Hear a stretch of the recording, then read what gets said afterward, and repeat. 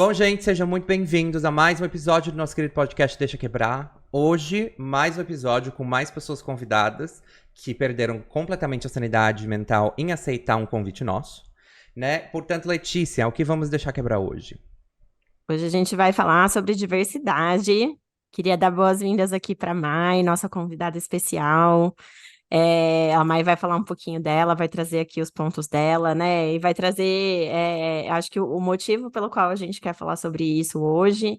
Acho que vocês sabem que a gente fala bastante em todos os episódios, mas a gente quer trazer aqui uma pessoa que tem uma história diferente da nossa para contar, né? Um pouco a visão dela e contar um pouco como é que funciona esse tema de diversidade nas empresas, né? E dar sugestões aqui, orientações para a gente aproveitar e da melhor forma, né? Trabalhar com esse tema, tirar o melhor de diversidade e saber lidar com os desafios que a gente vai enfrentar. Olá, pessoal, tudo bom? Eu sou a Mai.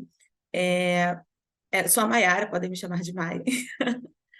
Eu sou psicóloga de formação, eu trabalho com RH há 12 anos, em startup desde antes de trabalhar em startup ser moda, então acho que desde 2010 eu trabalho quase a carreira inteira dentro de startup. E eu sou uma mulher negra, de pele clara, uso óculos, e o tema de diversidade para mim é um tema que me toca num lugar muito pessoal, né? Por eu ser uma mulher negra, casada com um homem negro, ter um filho negro. Então, para mim, passa muito no lugar de construir um mundo onde o meu filho não passe por coisas que eu vejo que acontecem ainda em muitos lugares. E aí a gente vai conversar um pouco mais sobre isso e contar um pouco mais de como é que eu cheguei, né? Porque nem sempre em toda a minha trajetória de RH eu atuei diretamente com diversidade, mas hoje é um tema muito importante em tudo que eu faço. Beleza, bem-vinda, muito obrigado por estar aqui Bem-vinda! conosco. Você falou Obrigada uma a coisa vocês. que é muito interessante, a gente que sempre. Todos nós que fazemos parte de um grupo subrepresentado, naturalmente a gente acaba caindo, né, na nossa vida. Ou porque a gente sente que precisa mudar alguma coisa e aí a gente quer fazer alguma coisa por isso. Ou porque a gente vira o tokenzinho da organização e aí as pessoas te dão esse trabalho e você fica tipo, por que eu tenho que resolver o problema que vocês criaram, né? E eu, Exatamente. exato. E eu acho que hoje a gente trouxe a Mai justamente porque a gente quer falar, e a gente não quer falar disso sozinho. A gente quer falar do porquê que é. Por que que as pessoas precisam falar disso, sabe? Falar do assunto, investir no assunto, conversar sobre o assunto. Mas a Mai trouxe uma perspectiva muito interessante, muito diferente da minha, por exemplo. Eu tô aprendendo bastante. Eu aprendi bastante já nas nossas primeiras conversas, preparando pra esse podcast, porque a gente se prepara, tá? Ok? Obrigada. Enfim. E aí eu achei super interessante. Então, Mai, se você puder contar um pouco da história que você me contou, quando a gente tava conversando sobre a sessão de hoje, eu ia adorar ouvir neste momento. Muito bom. É, eu gosto de começar esse tema sempre com um pouco de polêmica, porque toda vez que a gente entra numa roda de conversa dentro das empresas para levantar a bandeira da diversidade, a gente começa trazendo todos os dados e todos os motivos e todas as comprovações éticas, financeiras, de criatividade, de inovação. Mas, assim, a gente está em 2023, gente. Qualquer pessoa que tenha o mínimo de interesse no tema que chegue no Google e pesquise vai ter toneladas de argumentos, de pesquisas, de referências, de institutos. Vão ter as pesquisas que a gente não pode confiar tanto? Também, porque na internet tem de tudo, mas vai ter muito material de referência, né? Então, eu acho que a gente já pode assumir esse cenário de que diversidade é importante, de que diversidade é lucrativa para as empresas, que é bom para o colaborador, para os colaboradores de uma maneira geral. E uma vez que a gente parte daí e para de apresentar os dados, o que a gente tem para falar, né? O que a gente vai apresentar no lugar dos dados? Se são os dados que as empresas perguntam, são os dados que a sociedade quer saber, são os dados que os investidores querem saber. A gente começa a pensar que os dados sozinhos, eles não contam uma história.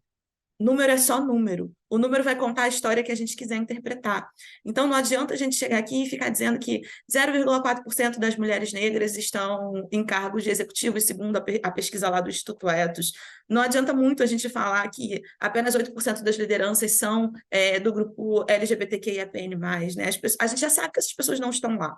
Mas então, por que a gente não faz diversidade ainda de verdade, com intensidade, com profundidade, apesar de toda essa informação que a gente já tem? A gente não faz porque diversidade é sobre é um tema que toca a gente num lugar muito profundo. Ninguém quer se perceber, se descobrir racista, ninguém quer se descobrir transfóbico, ninguém quer se descobrir LGBTQIAPN+, homofóbico, né? Enfim. É, então, é uma jornada que é muito dolorosa. E aí, quando a gente começa nesse discurso, que ele é o discurso que a gente tem hoje em dia, de que é muito legal, eu sou a favor da diversidade, todo mundo deveria estar incluído, e a gente vai caminhando, sai da página 1, entra na página 2, vai para a página 3, a gente bate muito rápido nos discursos do não, mas espera aí, também não é assim, também não dá para a gente esperar todo esse tempo num recrutamento de seleção. Nossa, não, mas talvez para essa posição, né, nesse lugar de executivo, não tem uma pessoa qualificada. E aí a gente volta 20 passos para trás para os argumentos que são do começo, porque eu acredito muito que discutir diversidade é discutir afeto. É discutir como que isso te afeta. E por que que a gente sempre volta para todos esses argumentos que já estão cansados de ser batidos? Porque quando a gente fala de viés inconsciente, a gente tem um viés de confirmação que faz a gente procurar os números e as pesquisas que a gente já concorda, que faz a gente se juntar com as pessoas que a gente já concorda. Então, uma vez que a gente sabe disso, como que a gente faz esse tema sair desse lugar do campo do racional e entrar nesse lugar emocional? É muito psicóloga de formação mesmo falando, né? Mas como é que a gente faz? Como é que a gente atravessa essa barreira para conectar? Porque ser humano não é um bicho racional. A gente não toma decisão baseada em número. A gente acha que sim, mas as nossas decisões, elas são emocionais. Depois a gente justifica ela com os números. Por isso que o caminho da diversidade ser um caminho através da via do afeto, através dessa via de conectar com quem a gente é e com as nossas histórias muito pessoais, eu aposto que ele é mais efetivo do que a gente ficar trocando figurinha de dados.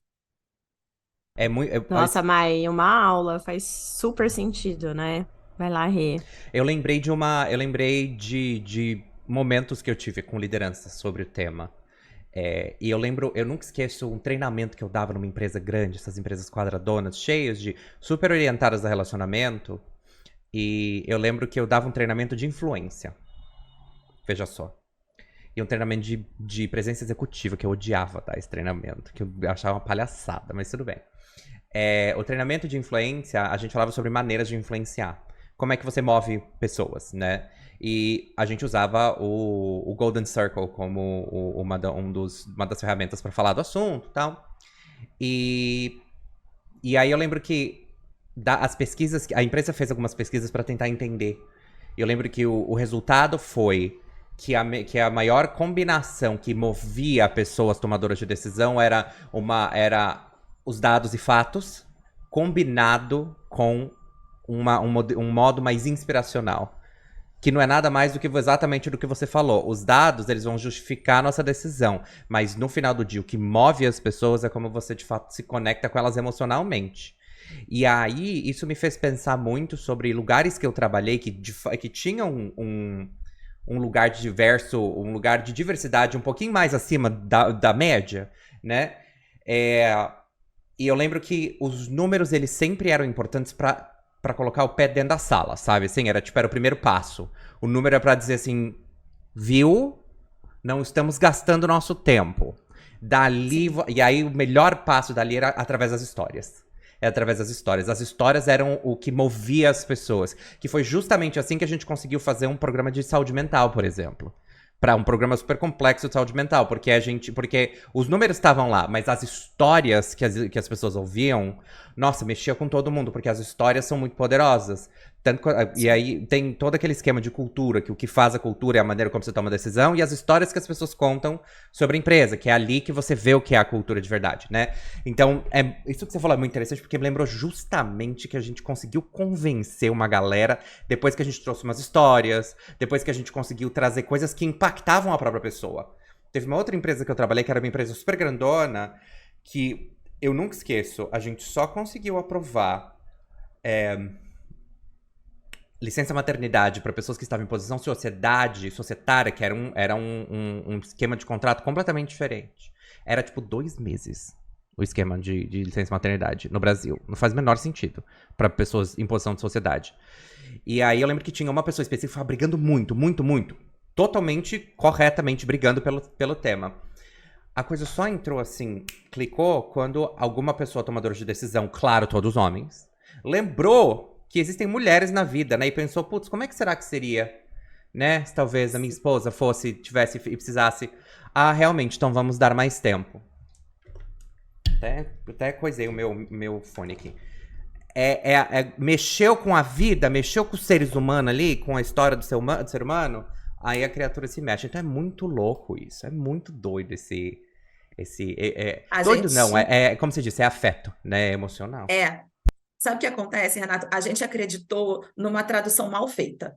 Porque lá em, sei lá quando, na Grécia Antiga, Aristóteles escreveu que o homem era um ser dotado de logos. A gente pegou logos e traduziu como razão. Então, a gente aprendeu que o ser humano é um ser racional e é por isso que ele se difere das outras espécies do planeta. E a gente comprou essa tradução como única tradução possível. Só que logos pode ser traduzido como linguagem. E aí, tudo que a gente acredita sobre a racionalidade cai por terra. E tudo uma coisa de uma tradução, tá vendo? Um negócio tão simples, que fundante da nossa sociedade. Mas é isso, a gente acredita. Então, eu concordo muito quando você fala que os dados, eles abrem a porta, mas não fazem a gente caminhar muito longe. Mas olha, é interessante vocês trazerem isso, porque se a gente for ver, né, a importância do tema, que é uma coisa assim, é direitos humanos, gente, é um negócio absurdo, né? A gente mesmo assim tem que fazer um convencimento, seja por dados ou por uma questão de afeto, né? Isso que me surpreende, porque assim, se a gente fosse ver, não chega, assim, é óbvio, é do mesmo jeito que você paga o salário para a pessoa, você tem que fazer a diversidade na empresa, né? E a gente sabe que não é assim que acontece, né? Acho que todas essas construções, né, que tem as traduções, são as construções sociais que a gente tem. Acho que toda a história também, acho que principalmente, né, de países que foram colonizados e é bizarro, assim, tem umas coisas que entram na cabeça da gente que a gente nunca se questiona. E aí, o sentimento que eu tenho é como se a gente estivesse falando ali com um time de executivos, né? E eles acham que essa parede aqui atrás de mim é preta. Não, aquela parede é preta. E a gente chega e fala, não, essa parede não é preta, essa parede é branca. E aí as pessoas não conseguem entender isso. Como assim? A verdade absoluta que eu sempre tive na minha cabeça, né? Que, por exemplo, a mulher é inferior ao homem, né? Uhum. Como assim? Como assim a mulher tem que ganhar igual ao homem? Como assim o homem tem que se responsabilizar pelas coisas da casa e pelo trabalho do filho, né? Então, assim, é uma coisa que é tão óbvia, mas parece que as pessoas realmente estão usando uma capa, uma proteção, assim, no olho que não consegue enxergar, né? E aí, para a gente conseguir entender esse conceito, a gente realmente tem que estudar muito, porque mesmo que a gente não queira ser uma pessoa preconceituosa, a gente não sabe o que a gente é, né? Aquela coisa, a gente não sabe o que a gente não sabe. E aí você tem que descobrir, você tem que estudar, você tem que conversar com as pessoas. Só que aí, depois que você entende isso, é um caminho sem volta, porque você começa a observar em todo momento, né? Na política, na questão judiciária, né, na questão carcerária do Brasil, com seus vizinhos do seu condomínio, ou nos seus vizinhos, seja lá onde você morar, né, o vizinho de porta, tudo, e isso começa a incomodar demais, né, você vai responder um formulário, por que tá me perguntando se eu sou casado ou solteiro? Tipo assim, né, então tem muita coisa, assim, a gente começa a ver o quanto isso, impacta a nossa vida, a escola, das crianças, tudo, né. E aí tem o lado bom de você ser ignorante, porque você não vê isso, né? Mas você continua na ignorância. E aí eu acho que tem um lado que eu acho muito desafiador, é que eu me sinto muito sozinha muitas vezes, assim. Acho que tem um grupo muito pequeno de pessoas que entendem essas coisas que a gente tá falando hoje, né? E é muito. Sim. Diz aí, mãe. Não, eu ia pegar o gancho da Lele quando ela falou que a gente precisa estudar muito, porque é uma construção social. Você sabe que a maneira como a gente aprende a enxergar o mundo, ela é construída até os 4 anos de idade. Assim, as bases sólidas e referências. Uma criança de 4, 5 anos já entendeu a divisão de gênero. Uma criança de 4 anos já entendeu que as pessoas negras ocupam um lugar na sociedade, as pessoas brancas ocupam outro lugar. E ela entende isso sem ninguém precisar ter essa conversa com ela. Ela entende isso olhando o entorno. E aí, isso coloca para quem é mãe, eu sou mãe, um problema muito sério na educação infantil. Quem são os professores que vão estar lá? Como é que esse colégio vai estar estruturado? Quantas pessoas negras vão ter na turma da minha criança? Isso porque eu falo de um lugar de muito privilégio que posso pagar os ensinos particulares. Mas os lugares aonde eu moro, como é que eu vejo essa sociedade que está em torno? Porque é a partir de tudo isso que essas crianças aprendem. Então, a maneira como a gente é formado e construído enquanto sociedade, ela está impregnada em absolutamente tudo que a gente faz. E aí, uma vez que a gente vê, a gente não consegue desver. E a gente fica meio doido. Porque aí as pessoas vão olhar para a gente e vão falar: você está vendo racismo em tudo? Meu amor, eu não estou vendo, ele está em tudo. Entendeu? Você está vendo Eu só machismo em consigo tudo. enxergar mais fácil, né? Exatamente, eu só botei um óculos, entendeu? Eu só troquei a maneira como eu estou vendo isso. A parte de remuneração, de por que homens e mulheres precisam ganhar igual, quando eu estava grávida, eu ouvi que as mulheres precisavam ganhar menos porque elas engravidavam. E eu com uma barriga de 8 meses. Isso me E aí eu olhei. lembrou. Isso me lembrou um diretor, um executivo de uma empresa que falou que mulheres que. Eu não sei, eu não lembro se isso foi um evento ou se esse negócio foi. Mas foi alguma coisa no sentido de, tipo, ele fez a conta aí porque as mulheres engravidam, e aí quando elas engravidam, elas deveriam ter um salário menor ou uma coisa assim, porque o tempo disponível pro trabalho, eu fiquei tipo. E se a pessoa do seu time quebra a perna e fica 3 meses fora, faz o quê? Só pra aplicar a mesma racional também? Sim. Não, mas a pergunta que eu fiz para ele foi: você está fazendo essa conta porque você está considerando a ausência paterna, né? E ele era pai. Aí ele: não, imagina. Eu fui um pai super presente, aí eu: foi mesmo? Me conta um pouco. E aí ele me contou: desculpa, você não foi um pai presente, você foi um financiador da sua criança. Você não estava lá? E aí ele É o ficou um pouco provedor, bravo. né? É o provedor. Mas Ele ficou um pouco então, bravo. Eu pegava carona com ele todo dia. Eu estava tendo esse debate no carro que eu pegava carona. Foi uma péssima timing, não foi muito bom. Mas acontece. Você falou um mas ele negócio. ficou bravo porque incomodou, né? Porque ele sabe que é Exato. verdade, Tocou. né?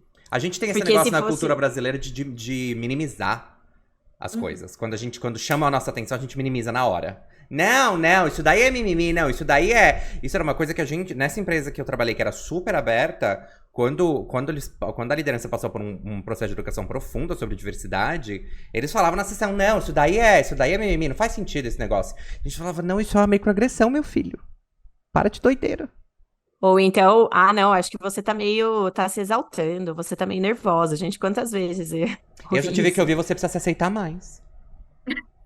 Você precisa se Né, aceitar mais. O caminho que eu fiz de treinamento é assim, na empresa que eu tô hoje, no ano passado a gente começou, quando eu entrei, eu perguntei assim: vocês têm certeza que vocês querem levantar a bandeira de diversidade? E aí, sim, eu sempre fico com a impressão que é aquele microfone, aquele fone de ouvido, tipo: você quer uma bicicleta ou um pirulito? Eu quero um pirulito, entendeu? Tipo, e aí eu falei assim: ó, gente, vai doer, antes de melhorar vai piorar, mas vamos embora junto. Porque é isso, primeiro você vai ter que tirar as camadas e vai doer em todo mundo. E assim, doeu mesmo, assim, do NPS despencar, porque todo mundo começou a ver muitas coisas. E aí, é igual quando você implementa um canal de ética, o nível de denúncia dispara. Por quê? Porque você está educando as pessoas até que ele chegue numa normalidade. Mas, enfim. E aí a gente começou por treinamento de liderança, né? Eu não vou começar com a empresa inteira, eu vou começar com os grandes influenciadores. E tudo misteriosamente virava um tema de diversidade, uma questão de diversidade. E aí eu fui dar um treinamento que era como construir equipes de alta performance. E aí eu falei: muito bem, eu peguei um livro clássico, peguei lá o Patrick Lencioni, As 5 Disfunções de um Time, clássicos, homens brancos, héteros escrevendo, clássicos. E aí ele diz lá: a base da pirâmide você precisa ter relação de confiança com o seu time. Aí eu peguei só a primeira disfunção.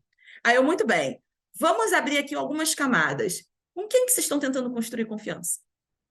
Quem são essas pessoas? De onde elas vêm? Qual é o histórico? Qual é a maneira como vocês se relacionam? Qual é o lugar social que elas ocupam? Qual é o lugar social que você ocupa? Como você vai construir essa ponte? Pronto. Acabou o treinamento. Virou automaticamente o treinamento de diversidade. Porque aí eu comecei pelas mulheres. Vamos discutir aqui síndrome de impostora. É síndrome de impostora ou é uma reação adequada a toda a produção social histórica que a gente tem? Odeio esse negócio de síndrome de impostora. A gente não é doida, a gente sente que a gente não pertence porque o lugar não foi feito para a gente. E o mesmo vale para todos os outros grupos. Então, como é que a gente reconstrói esse lugar, repensa esses lugares para criar pertencimento, né? Porque além da diversidade, além da inclusão, você precisa entrar num lugar e sentir que ali também é para você. E aí foi isso, foi explodindo várias caixinhas no final do treinamento, e também é uma empresa super aberta, a galera é super engajada e super motivada com essas coisas, as pessoas, eu tô saindo daqui querendo quebrar tudo, acabar com esse mundo. Aí eu, ótimo, chegamos num lugar, entendeu? Pega essa raiva que a gente vai com ela. Eu acho super legal. Esse ponto final que você falou me lembrou uma história.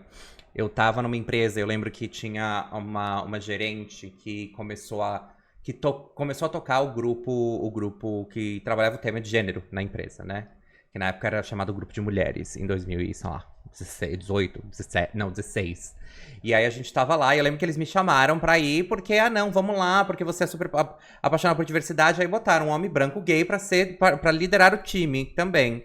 Na época eu não entendia ainda o que significava, mas vamos lá. E eu lembro que ela tava estudando o tema, e eu nunca esqueço que eu cheguei no café um dia, ela tava assim, na frente do computador.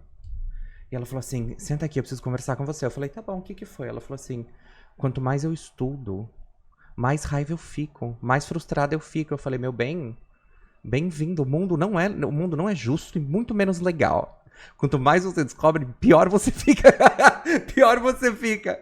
E outra coisa que você me falou, que eu quero repetir, porque a gente não leva isso em consideração de direito, e essa vai direto pra você, pessoa líder de empresa, que geralmente é homem branco, né? Então pra você, vai pior antes de melhorar. E eu acho que isso é uma coisa que a gente subestima, sabe? A gente subestima, porque é sempre assim, essa galera numa posição de liderança, eles querem uma coisa que seja assim, a prova de erros. Se caiu o NPS, deu errado. Se não sei o que, deu errado. E as pessoas esquecem do basicão da gestão de mudança, né? Você está aplicando uma mudança. A gestão de mudança faz assim. Ela desce, dá todo mundo ruim, é um pânico, desespero, gritos, berros, né? E aí depois você chega em cima. E é o mesmo caminho. E eu repito isso porque é tão... que é poderoso, a gente esquece. Porque aí você conseguiu... Porque você tava falando isso, eu fiquei lembrando. Eu tenho um personagem que eu falo no podcast que é a Paty do RH. Né? É a parte do RH, porque ela vai, aí a gente vai falar sobre diversidade hoje, o treinamento hoje, ele é de vieses inconscientes, super importante. E a tadinha da parte do RH, entendeu? Que vai tentar conseguir falar de diversidade, porque o irmão dela é gay, ela quer ajudar os gays, entendeu? Ela vai fazer a parte dela, ela chega lá e ela conseguiu aprovar o projeto. Boa. E aí, qual que é o problema? O problema é que eles querem ver resultado, tá bom? Cadê o resultado positivo? Traz o resultado. Amanhã você não vai implantar o treinamento? O que melhorou depois do treinamento? A tadinha da parte do RH vê exatamente o que você falou. Caiu tudo. Essa mesma história. E aí ela leva uma comida de rabo, tá tudo errado, não sei o quê. Papapá, não deveria estar ali, né? Então, assim, é um negócio que a gente precisa lembrar que vai piorar antes de melhorar. E a vida funciona assim. Piora. E se você fizer bem feito, Renato, se você fizer bem feito, vai piorar muito. Exato. Exato. E sabe por que Porque é importante? existe o lugar da micareta, né? Tem uma expressão que eu acho que é de algum autor consagrado, não vou lembrar agora, que é a micareta racial. Assim, quando a gente fala de diversidade. Então, você tem um lugar da micareta racial que a gente está aqui, vai ser ótimo, e vamos conversar sobre racismo e racismo estrutural. Porque racismo estrutural, se você não lê direito, assim, você... mas então eu sou racista porque a sociedade é racista. Pronto, você se desresponsabilizou. Você entregou para a sociedade. Então, os primeiros, assim, os aliados nos primeiros dias amam estudar racismo estrutural porque está tudo explicado e a culpa não é minha. E aí é um alívio, assim, sabe? E aí você entra nessa micareta de, cara, agora que eu sei, vai ser ótimo e a gente vai aqui mudar o mundo. Vai, time! E aí, quando você vai aprofundando mais, e de novo, um pouco de psicologia na mesa, que a gente fala de vieses inconscientes. É inconsciente. Então, eu não faço de propósito. Claro que não, meu amor, mas o inconsciente é de quem? Que não é meu, né? Porque assim, no caso ele é seu. E assim, quem foi que jogou isso pro seu inconsciente? Também não fui eu. Então, Exato. O seu inconsciente é responsabilidade sua. O treinamento não é pra te ajudar, não é pra lembrar que você tem um, é pra você encontrar como trabalhar os seus vieses. É pra você acessar ele, meu amor. É pra você fazer terapia, muita terapia. E a vida funciona assim, a gente aprende a valorizar as coisas quando elas são muito ruins. Quando a gente passa por um momento muito ruim, você começa a valorizar tanta coisa na sua vida. Quando você passa por um momento bom, eu acho que eles são muito importantes. A psicologia, eu sou psicólogo também, a Lelê também, nasceu de uma crise ideológica. Eu nunca esqueço isso quando eu aprendi isso na faculdade. A psicologia nasceu de uma crise ideológica. As pessoas começaram a brigar sobre a condição humana e, bum, nasceu a psicologia. E eu acho isso super interessante, porque as crises, elas são absolutamente necessárias na nossa vida, porque elas transformam a gente. Então, galera, a gente vai entrar em crise, e às vezes entrar em crise é importante, porque a crise denomina que as coisas como estão não são sustentáveis. Então, a gente pode trabalhar para a crise ser menos dolorida ou mais dolorida. Se a gente não tá trabalhando nada, vai doer muito. Enfim, Lê, diz aí. Não, eu acho que é, o racismo, o machismo é tudo estrutural, mas a gente pode escolher compactuar com esse modelo, que é não fazer nada, né? Então, se a gente continuar tudo do jeito que tá, a gente vai continuar sendo racista, sociedade racista, machista e por aí vai. Mas a gente tem uma escolha, que é se educar e se posicionar contra isso, mas isso significa que a gente tem que mudar o comportamento, né? E então é sair fora da zona de conforto, né? É às vezes entender que a sua família, alguma família, ganhou dinheiro com pessoas escravizadas. Você vai abrir mão desse dinheiro? Como é que você se sente com relação a isso, né? É, é você abrir mão, talvez, do teu conforto hoje, assim, né? Tipo, vou pegar aqui exemplo da minha família, né? Meu pai e minha mãe sempre escutam aqui o podcast, mas meu pai outro dia falou, mas eu não sou machista. Hã? Eu falei, quê? Como não? A minha mãe faz tudo em casa, gente. Você vai sair? Vai mudar? Você vai começar a dividir 50% do trabalho da casa? Não, então assim, você se conscientizar, depois você vai ter impacto nisso, seja em mudanças no seu dia a dia, ou seja, em se conhecer e ver que talvez você não era aquilo que você pensava, né? Ou a sua família, a história da sua família não é aquela que você pensou também, né? E eu sinto uma outra coisa também, é, a gente mexe muito com a insegurança de algumas pessoas que estão em controle, né? Então, quando a gente pega nesse grupo do homens, brancos, cis, hétero, se eles investirem em diversidade, a vida deles vai ficar mais difícil, porque vai começar Ai, a entrar pessoas diferentes para competir pelas mesmas E posições, o né? Então, outro respeito dia eu deles tava vai no. lentamente caindo também, o respeito Não, com assim, eles. então, né? Se você tem cota, por exemplo, né? Eu tava ouvindo uma senhora lá no meu Pilates, que o filho não passou, só não passou no concurso público porque ele perdeu para as cotas. Que absurdo! Ele, homem branco, privilegiado, né, de família abastada, que tinha energia elétrica em casa, que tinha pai, que tinha mãe, que tinha dinheiro, que estudou em escola particular, como ele não passou no concurso público? E a pessoa preta passou. Um absurdo. Então, assim, eu sinto que isso também é um incômodo grande. Então, se a gente olhar esse grupo que está no controle, esse grupo que está no privilégio, eles estão se sentindo ameaçados, porque eles sabem que tem muita gente boa que não está ali, né? Porque não foram dados os mesmos direitos para essas pessoas, né? Então, eu acho que ali também tem um negócio de a chapa tá esquentando, e como tem uma insegurança muito grande, as pessoas começam a se sentir intimidadas por isso também, né? Por isso que eu acho que começa a pegar, todo mundo fica emocional, é mimimi, começa a ficar reativo, não quer falar do assunto, porque tem gente boa de tudo quanto é jeito, né? E eu sempre brinco com o Rei, gente, toda vez que eu vejo uma pessoa incompetente numa posição de poder, infelizmente, é sempre um homem branco cis hétero. É incrível. sim, sim, É a porque para única ter uma coisa que pessoa justifica. ou uma pessoa que pertence aos outros recortes, para ela chegar numa posição de poder, ela não tem o direito de ser medíocre. Ela não tem, o direito da mediocridade, ele ficou, ela não teria passado nem do nível júnior para o pleno, se ela fosse medíocre, entendeu? Então, chega num lugar de que as pessoas que conseguiram furar essa bolha, elas são de fato extraordinárias. É porque era constrangedor não abrir aquele espaço para ela, porque assim, eu vou argumentar o quê? Não, não tem. Se eu não quiser ser explicitamente racista, que geralmente as pessoas não querem, não tem muito outros argumentos. E aí você falou uma coisa que é muito, muito importante, que é isso, todo mundo, que a frase de um. É isso, eu leio os livros, não lembro os autores, não lembro o livro, não lembro nada. Fica Mas a frase. tranquila, Mai. Não lembro. Mas a frase todos, tipo, toda branquitude, talvez tenha sido o pacto narcísico da branquitude da Cida Bento.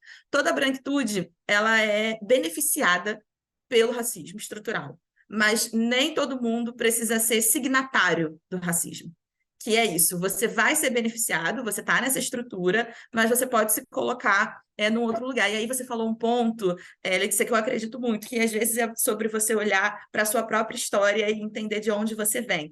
E aí eu acho que esse é o passo número 2. Depois você olhou os dados, descobriu que tem racismo, que legal, você deixou de estar fora do debate e agora você está no nível básico. Para você caminhar para o nível intermediário, eu construí um diagnóstico de letramento racial, por isso que os steps, eles estão bem claros, e a gente fez uma jornada do afeto também, enfim, tudo na empresa que eu estou, a gente tem uma galera muito boa para pensar essas coisas. E aí, a gente, para entrar no nível intermediário, a gente usa uma ferramenta que chama a sua história racializada. E aí, vamos pensar, a primeira reação das pessoas brancas é, eu não sei fazer isso. E aí, eu, como boa pessoa que, né, estudou, que fez um TCC, muito bem, vamos começar endereçando o problema. Escreve sobre o fato de você não conseguir escrever sobre isso. A gente começa daí. E aí, a gente chega nos lugares, eu começo esse exercício compartilhando a minha história racializada, porque, apesar de eu ser uma mulher negra, a consciência racial, o letramento racial chegou para mim muito tarde na vida. E quando eu digo muito tarde na vida, faz 3 anos, assim, 4 anos no máximo. E aí eu fui escrever a minha história racializada, deve ter 1 ano e meio, que eu parei para falar assim, deixa eu pegar tudo que eu estou ouvindo e aprendendo, deixa eu botar aqui, eu fui dar uma palestra, e aí eu falei assim, então eu vou compartilhar um pouco da minha história. Eu escrevi a minha história e eu não conseguia compartilhar na palestra antes de compartilhar na terapia, que eu falei, vou ter que dar uma elaborada, que senão eu vou começar a falar essa história, eu vou chorar. Porque você começa a identificar os pontos, as microagressões, os detalhes que são muito dolorosos, e eu comecei a descobrir que a minha história não era só minha. Todas as mulheres pretas, que são poucas, né? Hoje eu ocupo uma cadeira de diretoria, então as minhas amigas que são gerentes e que são mulheres pretas, todas gerentes, né? Gerente de RH, gerente de operações, a história ela se repetia muito. A menina preta, estudiosa, que só tirava 10, não sei. Aí você acha que uma história que é sua, você descobre que é uma história social, você fala, ué, tem algum negócio esquisito aqui acontecendo. Então, quando eu fui escrever isso, e foi muito emocionante para mim, eu compartilho essa história, justamente porque é emocionante para mim, porque me toca, e beleza, e a sua história, ela te toca onde? E aí a gente começa a fazer esse exercício, é um exercício que abre buraco, gente, não é um negócio, é uma caixa de Pandora que a gente abre. Por isso que antes de melhorar, piora, porque primeiro você tem que sair do limbo que você entrou, né? Assim, você tem que parar de só se sentir um cocô e um bosta, e fazer, nossa, mas eu estou fazendo tudo errado. Então, assim, primeiro vai bater tudo isso e depois você precisa entrar no movimento de, beleza, o que eu vou fazer com tudo isso que eu estou sentindo, como é que eu endereço e entrego isso de volta para a gente mudar esse cenário. Então, é passo a passo, não é um negócio que você vai dar um treinamento e vai mudar um mundo. Não, e assim, eu vou até trazer uma parte da minha história que me chocou muito, isso assim, coisa de últimos 6 meses, mas que a minha família é de ascendência italiana, né? E estudando muito, né, uma perspectiva histórica, né, da visão de uma pessoa preta, os meus descendentes chegaram aqui através de uma tentativa do governo do Brasil de branqueamento da população. Que assim, gente, é bizarro isso, assim, é um crime, né? Como é que as pessoas escravizadas, elas eram alforriadas, libertas e não tinham um lugar para trabalhar. E a gente distribuiu terra para pessoas que estavam vindo de outro lugar, simplesmente porque eram brancas. Mas então, olhando assim para minha história, eu vejo que hoje, né, eu tenho um passaporte europeu e italiano, mas que isso carrega muitas marcas, muitas coisas erradas que foram feitas aqui, né? Então, eu acho que esse tipo de coisa, de reflexão, as pessoas não param para fazer, né? Eu acho que tanto as pessoas de grupos subrepresentados no geral, para entender quais foram os privilégios que as trouxeram, mas também quais foram os pontos que as prejudicaram. Mas a gente precisa olhar para a nossa história para saber como tudo isso aconteceu, né? E impedir que isso continue acontecendo, né? Porque a forma como o nosso sistema, né, ele é feito, muito se fala da meritocracia, que a gente sabe que, né, não existe isso, porque quem tem dinheiro só vai ficando mais rico, né?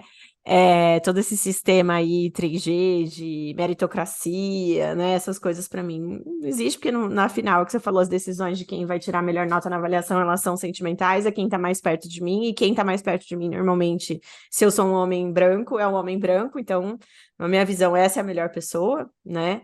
E eu acho que a gente tem que parar e refletir, mas assim, eu tenho dúvidas também o quanto que dá pra gente ser. Ai, abraçar a árvore, tudo é maravilhoso. Eu acho que tem hora que tem que dar aí com os dois pés em pontapé no peito mesmo, sabe? Eu não sei, eu tenho um pouco de. Eu tenho essa parte, eu acho que às vezes a gente precisa chacoalhar as pessoas para elas entenderem, sabe? Em que mundo que tá e que a gente tem que dar um basta nas situações, né? Independente se vai dar dinheiro ou não, mas é como ser humano, gente, né? Acho que é Sim, isso, assim, né? sim. Concordo, tem um aspecto de. Tá tudo bem quando a gente fica cansado de ficar se explicando, se defendendo, contando, educando. Não é. Acho que uma das coisas que eu aprendi no mundo de diversidade nos últimos anos é que não é nosso papel educar, né? Que é exatamente o que a gente falou no começo. Porque que eu que tenho que resolver um problema que você criou. Você que criou o problema. E aí você tá vindo pra mim falando, ai, como é que eu resolvo esse problema que eu criei? Sei lá, gata, se vira aí.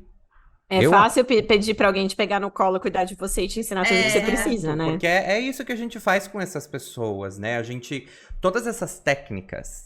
Por isso que eu odiava dar esse treinamento de presença executiva. Todas essas técnicas, elas são técnicas que é pra agradar o homem branco hétero, sabe? Assim, é pra agradar esse público. A gente falou disso, inclusive, em um dos nossos podcasts mais recentes, assim, que a gente gravou.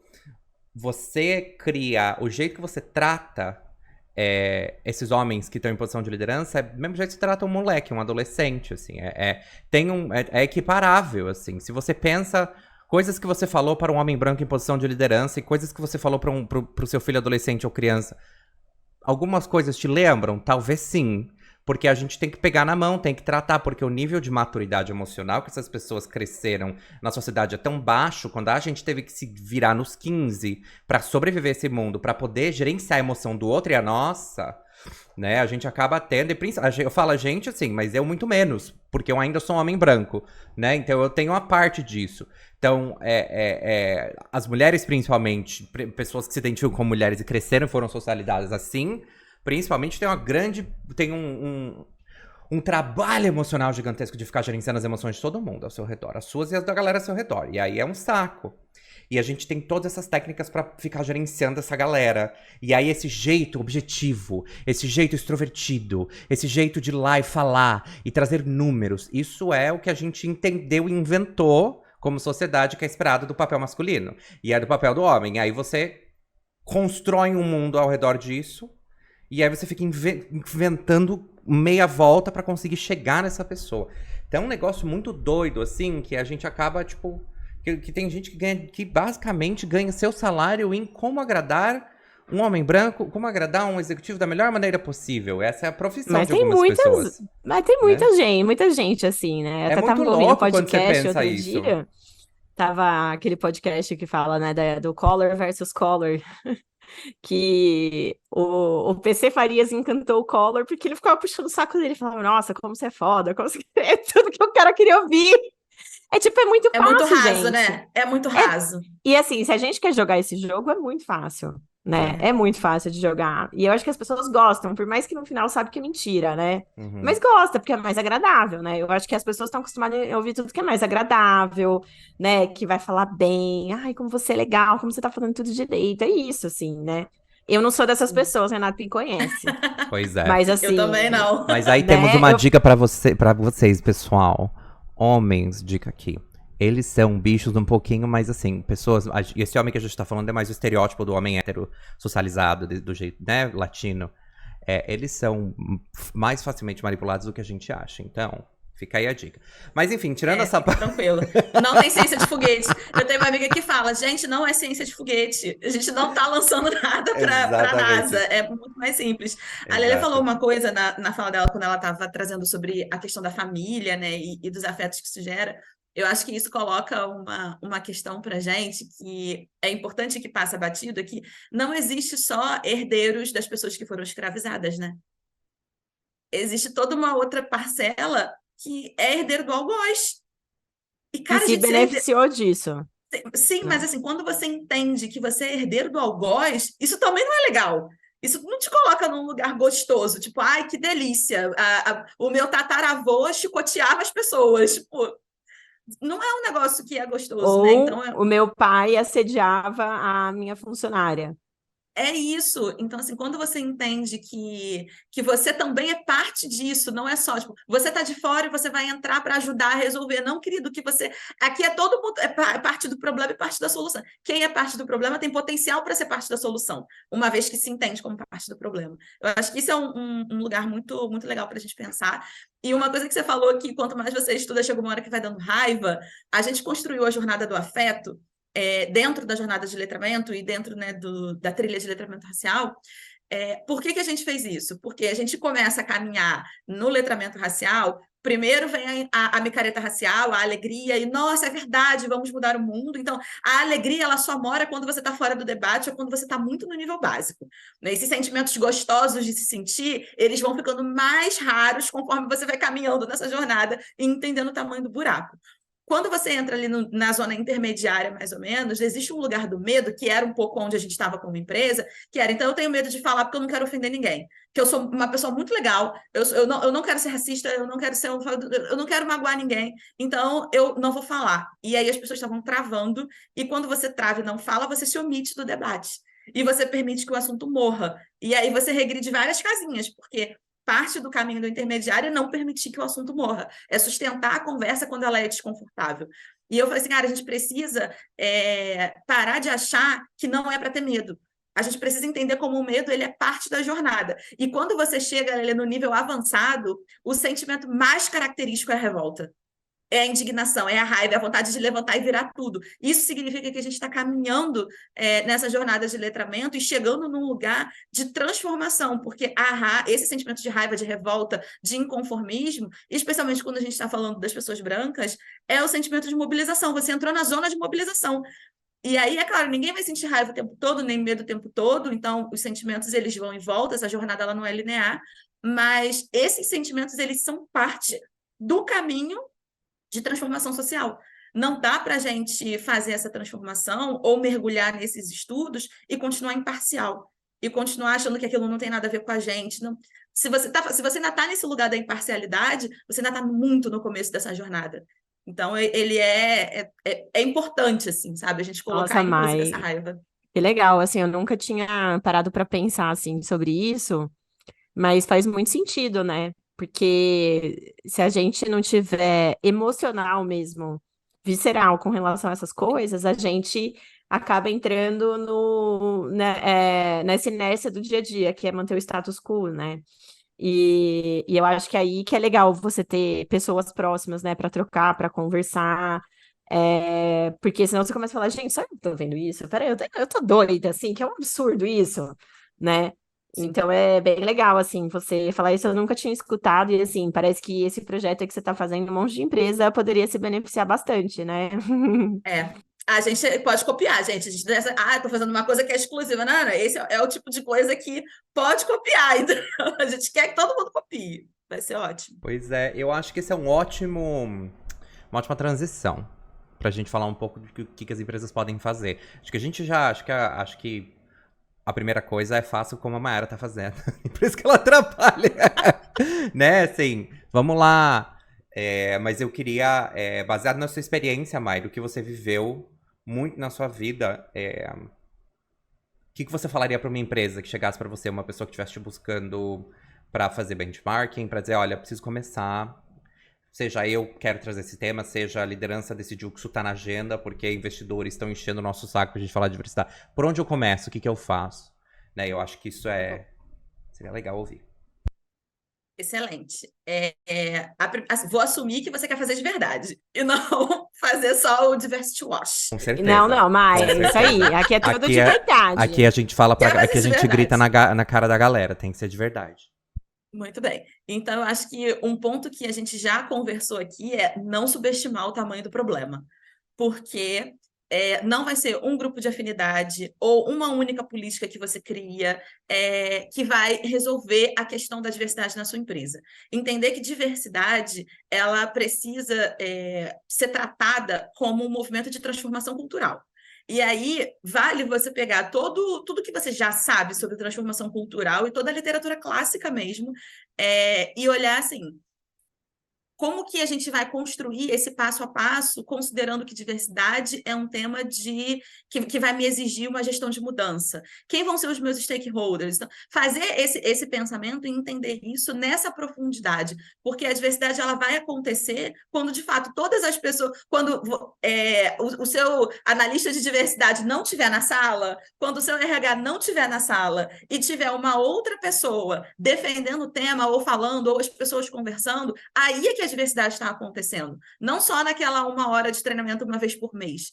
Então, tratar o tema da diversidade como transformação cultural é super importante e entender que isso não é uma questão do RH, isso é uma questão da liderança da empresa. Todo mundo precisa estar comprometido, vai ser difícil, uns vão estar mais, outros vão estar menos, mas o assunto, ele é transformação cultural. Então, acho que esse é a minha primeira dica. Não subestimar o problema e achar que um pingo vai fazer efeito nesse mar de bosta que a gente vive. É o primeiro passo, mas você não pode parar aí. Acho que a segunda dica que eu daria é parar de acreditar que só resolver o problema de entrada resolve a questão da diversidade. Porque quando a gente fala de diversidade, a gente olha para os números, a gente cria as políticas de ações afirmativas, a gente coloca essas pessoas para dentro, e aí, vou entrar aqui nem no debate de aonde essas pessoas estão entrando. Vamos supor aqui que seu programa, né, sua política de ações afirmativas inclui vagas em todos os níveis da empresa, não só no nível operacional. Você conseguiu ter um quadro que é muito diverso. E aí, parabéns, agora eu sou uma empresa diversa. Pois é, mas as pessoas elas entraram. E agora? A diversidade ela não pode morar só no recrutamento e seleção. Falando de RH, ela precisa estar em todos os subsistemas. Só começou, né, Mai? Você vai ter o BO de gerir tudo isso. E por que é um grande BO? Porque provavelmente as suas lideranças mais antigas são lideranças que não pertencem a tantos recortes assim. Muitos possivelmente são os homens brancos, héteros, cis. E é essa galera que vai ter que gerir esse grupo diverso. E como que isso vai ser feito? Porque o que as empresas geralmente acham? Criei um puta programa de ações afirmativas, vai ser incrível, a gente está com um time super diverso, está ótimo, resolvemos o problema do acesso, então agora está tudo resolvido. E aí, meu querido, a sua empresa é um alecrim dourado que está fora da bolha da sociedade, onde tudo que acontece na sociedade não acontece na sua empresa. Porque está todo mundo imerso na mesma coisa. Você precisa cuidar de todos os vieses, de todas as microagressões dentro dos processos de gestão de performance. Como é que você dá feedback? Como é que você dá one-on-one? Você tem que observar como que está rodando a sua política de promoção. Esses grupos, eles estão sendo promovidos, não estão sendo promovidos? Se não está, por que não está? Criar uma política de educação que tem partes que falam sobre diversidade, porque são grupos que, historicamente, não acessam instituições de referência. E isso impacta. Não porque as instituições de referência são lindas, maravilhosas e perfeitas, mas é porque esse selo é um selo que fala sobre acesso, é um selo que fala sobre network, é um selo que fala sobre com quem que essas pessoas estão trocando. Essas pessoas precisam aprender, às vezes, uma linguagem de corporativez que elas não tiveram acesso, porque às vezes são a primeira pessoa da família que estão dentro de uma organização desse tipo. E aí, tudo que a gente aprende, porque a sua mãe trabalhou a vida inteira numa empresa, o seu pai trabalhou, o seu X, é um assunto normal dentro da sua casa, para essas pessoas não vai ser. Então, é um outro mundo. Tem tantos detalhes e pequenos e coisas maiores que a gente precisa cuidar. Uma vez que a gente coloca essas pessoas para dentro, que achar que o seu programa de trainee vai dar conta, cara, não vai. Aí você bota esse monte de gente e depois você começa a ver os números de saúde mental alarmantes. Essa galera vai adoecer, essa galera vai ter burnout, essa galera... E é uma galera Ou vai que você pedir só demissão também, né, Ou vai Mai? pedir demissão. Mas o que acontece? Muitos não pedem porque não podem. Então, até pedir demissão é um privilégio, às vezes, de um ambiente que está sendo tóxico para essas pessoas. E você só vai descobrir o tamanho do problema quando ele for muito grave, porque essas pessoas não vão falar. Difícil, elas só vão falar se você construir um ambiente de confiança, se essas lideranças construírem uma relação de confiança. Porque elas só vão dizer que estão mal quando vier o laudo do psiquiatra. E aí você fala, mas como é que a gente chegou até aqui? Porque qualquer coisa que elas falem, elas vão achar o seguinte: eu tenho uma dívida de gratidão com essa empresa, porque ninguém nunca me deu oportunidade, então essa empresa está me dando. A empresa vai ficar muito feliz com essa dívida de gratidão, porque isso coloca a gente no lugar dos bons moços, das boas moças. E aí a gente vai fazer a manutenção desse lugar de gratidão, que é um lugar super silenciador, porque se tem alguma coisa que me incomoda ou que não está funcionando para mim, eu não vou falar, porque, mas isso é só um detalhe. Então, as próprias pessoas vão minimizar o tamanho do problema, até que ele seja tão grande, tão avassalador, que ela vai precisar de uma licença. E aí a roda gira de uma maneira muito cruel. Então, a gente precisa estar atento a esses movimentos de uma maneira muito consciente. Porque se a gente esperar... E aí a gente vai falar, por que essa pessoa não chegou e não falou? Porque é essa expectativa que um homem branco tem em relação a um outro homem branco. E se for outro homem branco, ele vai falar. Mas essas pessoas provavelmente não irão. E aí, como que você faz? É um grande jogo que a gente está descobrindo como é que joga agora. Por quê? Porque o que a gente está fazendo é sem precedente na história do Brasil. A gente nunca fez isso antes, então a gente não vai ter todas as respostas, mas é importante que a gente levante as perguntas, porque onde não há pergunta, provavelmente existe silenciamento. Onde existe tanta concordância, provavelmente existe silenciamento. Acho que essas são duas pequenas dicas. Pois é, agora você Eu acho que tá ouvindo, ligue pro seu terapeuta pra lidar com esse tanto de informação. Você É, falou um negócio que foi super interessante, diz aí, Lê. Não, vai lá, eu que tô te cortando aí. Não, fala, Letícia, vai. Não, e tem um ponto, assim, que eu acho que a gente fala muito pouco, e que eu tô em alguns grupos, assim, de executivos, RH, mesmo de pessoas, né, que falam muito sobre diversidade, conhecem o tema, e a gente não pensa isso quando a gente vai contratar não só pessoas, mas fornecedores para a empresa. A pessoa que vai fazer o café, o coffee break, ou então que vai uma pessoa de consultoria, ou uma pessoa que vai mediar um offsite, alguma coisa nesse sentido, né? Ou um sistema. A gente não olha, né, quem que são essas pessoas, e aí acaba sendo sempre homem branco cis hétero, né? Ou então se é uma empresa, qual que é a política de diversidade dessa empresa? E porque eu acho que uma das formas da gente também, né, como consumidor, seja empresa, né, ou consumidor, né, pessoa física, a gente consegue mudar o mercado também assim, né, exigir desses fornecedores que a gente está contratando que tenham políticas de inclusão ou que sejam de pessoas de grupos subrepresentados. E no dia a dia a gente é sempre assim, sempre você vai indicar candidatos, é sempre homem branco. Fornecedor é sempre a mesma coisa, né? E assim, eu acho que a gente tem uma responsabilidade de dar, né, mais assim, poder para essas pessoas também que são às vezes microempreendedores, pequenos empreendedores e também de crescer. E eu tenho certeza assim, que vão fazer um ótimo trabalho, né? Talvez não tenha uma marca tão conhecida, mas com certeza vão fazer um excelente trabalho, muitas vezes até melhor do que de uma pessoa que é super conhecida, né? Isso me lembra uma terceira dica que é muito importante quando você traz isso, que olhe para a sua rede de contatos, assim, as lideranças, os executivos, porque as melhores vagas geralmente não são abertas, a gente não roda um processo seletivo, então elas nem entram na política de diversidade, por melhor que seja o programa. Por quê? Porque você vai pensar quem que eu conheço que pode conhecer alguém que é muito bom fazendo isso. Isso é ótimo, isso resolve várias questões de cultura, você traz uma pessoa que tem mais afinidade. Agora, se a sua rede não tem diversidade, você vai trazer sempre as mesmas pessoas. Se você tem um trabalho, você precisa que ele seja resolvido rápido, você vai lembrar de quem você conhece. Então, cuide das pessoas que você conhece. Quem são as pessoas com quem você troca? Como é que você está construindo essa rede? Porque isso vai impactar diretamente no seu ambiente de trabalho quando a gente for pensar quem é que a gente vai acessar. Poderosíssimo isso, gente. Poderosíssimo. A gente já viveu isso 200 vezes, assim. E a sensação que eu tinha quando eu vi isso de longe era do tipo... Já que o jeito de vocês com diversidade não deu certo, deixa eu trazer quem eu conheço. E aí vinha um bando de homem branco. Né? E é um ponto... me lembrou isso. Me lembrou também que você estava contando um pouco sobre, né, o trazer pra dentro, que não é só convidar pra festa dançar junto.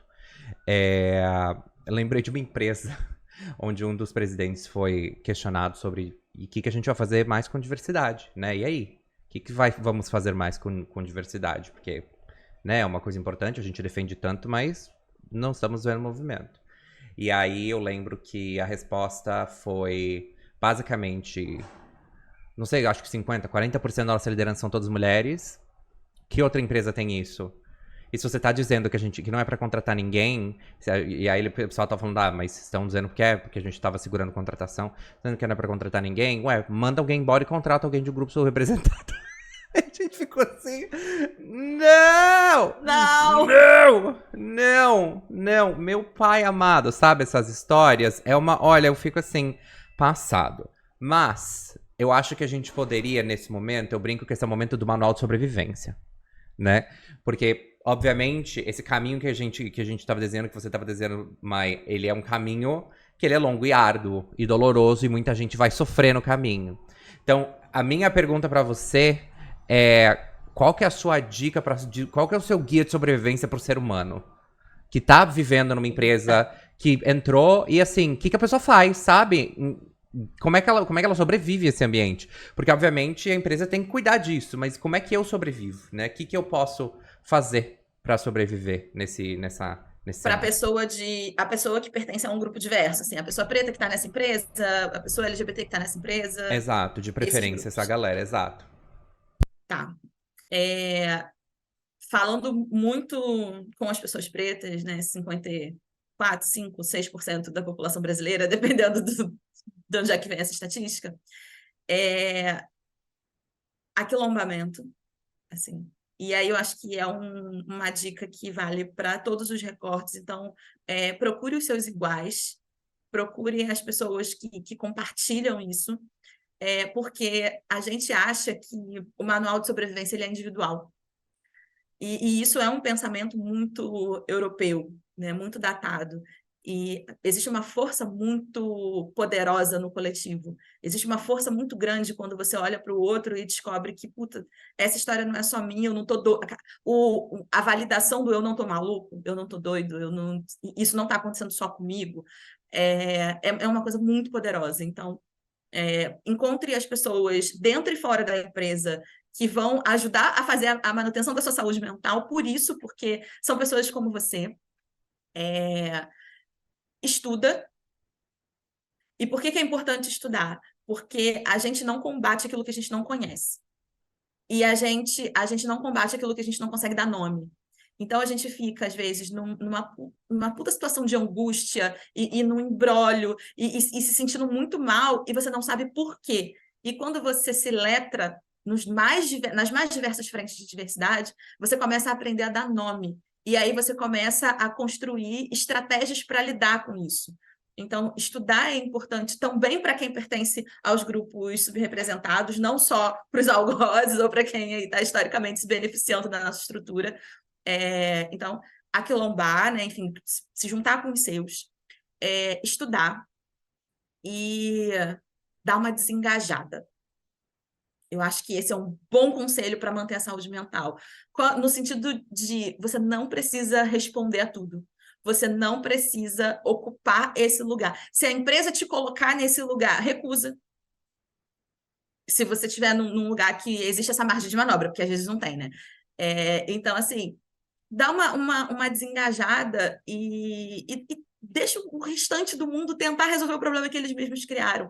Porque, às vezes, a gente entra nesse modo de responder a tudo, dar conta de tudo e preciso conseguir, eu tenho que conseguir. Não precisa.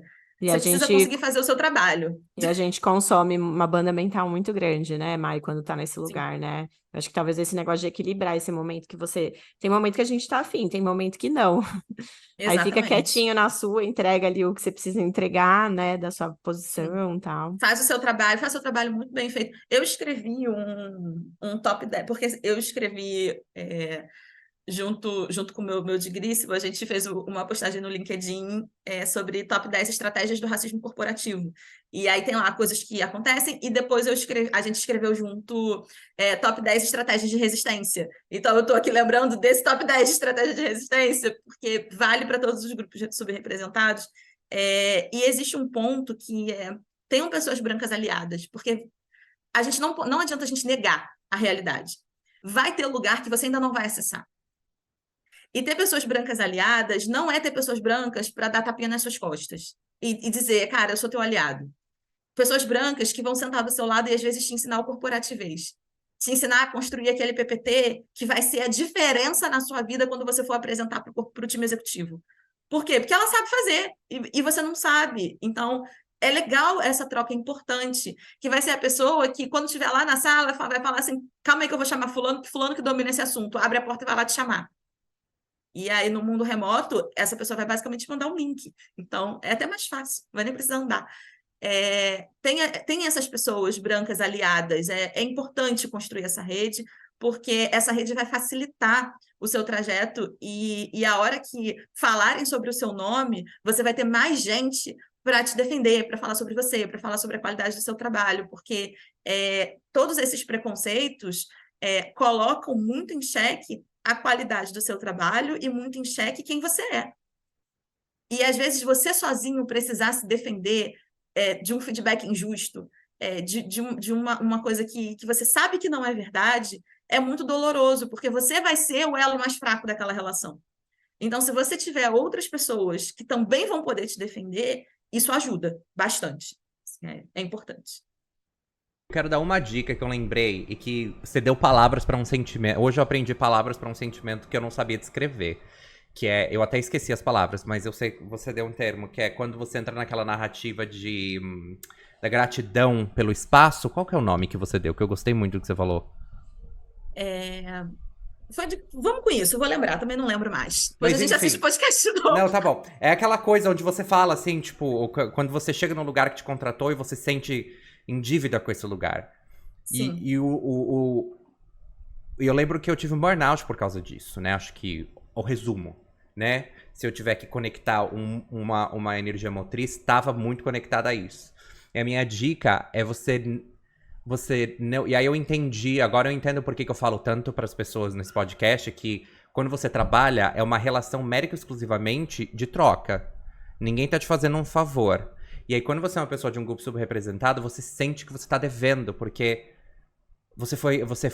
te viram, te validaram. Te deram uma chance, Te deram né? uma chance. E a gente vê muito em filme essas coisas, porque né, a mídia joga muito essa narrativa do você é pobre, coitada pessoa, que teve um passado difícil, aí te deram uma chance e você vai entregar tudo. Porque essa narrativa, ela joga com essa questão da gratidão, com esse espaço de gratidão.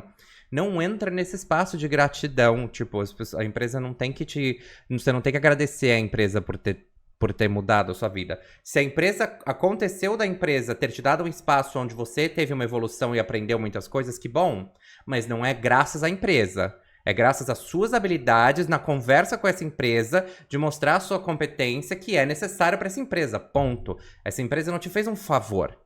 Essa empresa única e exclusivamente te trouxe porque você tem as habilidades, competências, comportamento, cultura que essa empresa precisa. E se a empresa fez por qualquer outra razão, isso é problema deles. Isso é problema deles, não é problema seu.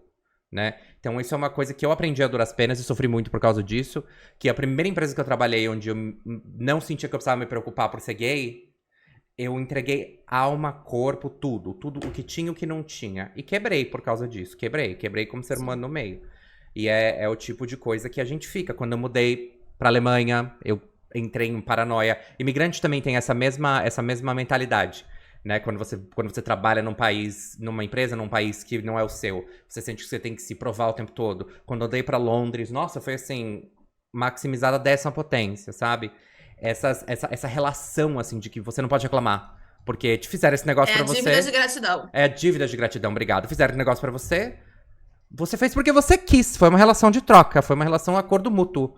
É um contrato de trabalho, né? Você vai me pagar e eu vou trabalhar. Não existe nenhuma ligação emocional com relação a isso. Acho que as empresas querem vender isso, mas no final, gente, se a empresa precisar te demitir, vai te demitir. Exato. Né? Então, acho que é isso que a gente precisa